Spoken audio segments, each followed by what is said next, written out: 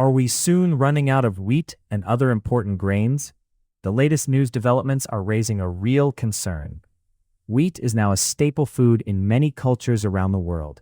But this wasn't always the case. Wheat and many other grains such as barley, rice, sorghum, and millet were domesticated a few thousand years ago. It is the large-scale growing of wheat that allowed populations to grow large and concentrate in areas which later became cities. The plantation-style growing of wheat allowed ancient civilizations such as Sumer and Egypt to develop. Farmers grew wheat on very large farms, harvested it, and stored them in sacks and granaries to be used many months later in times of hardship or food shortages. There are some instances in which wheat became a unit of exchange, a currency of some sort. It allows empires to grow large and powerful.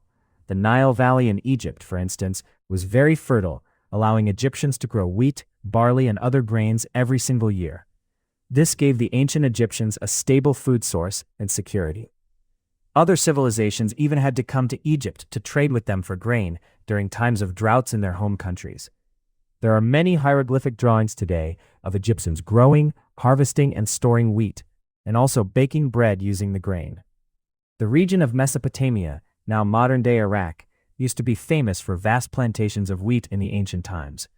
Empires such as Sumer, Akkadian, Assyrian, Babylonian, and Persian rose and fell in these regions during the periodic changes in the fertility of the land around the Tigris and Euphrates rivers. Reliable access to grain in the ancient times was more valuable than silver and gold.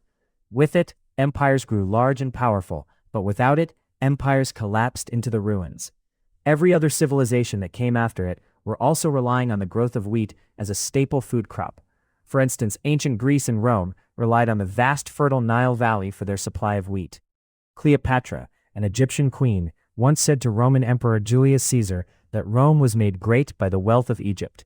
What she actually meant was that it's the endless supply of wheat and other grains from the Nile Valley in Egypt that made the Roman Empire function properly as an imperial state.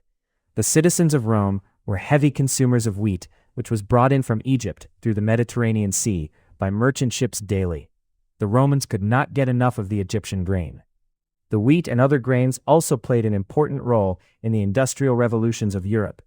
The abundance of the grain allowed European populations to bloom from small towns of just a few thousand to become cities harboring millions of inhabitants. When they invented machinery, such as tractors, which allowed grain to be grown on very large farms, their populations shot through the roof as their citizens could not starve now from bad harvest. Their insatiable demand for more grain for their populations and demand for raw materials for their industries nudged European powers to seek more land overseas to grow their crops. This led to the colonization of most part of the world by European powers in the 16th, 17th, 18th, and 19th centuries.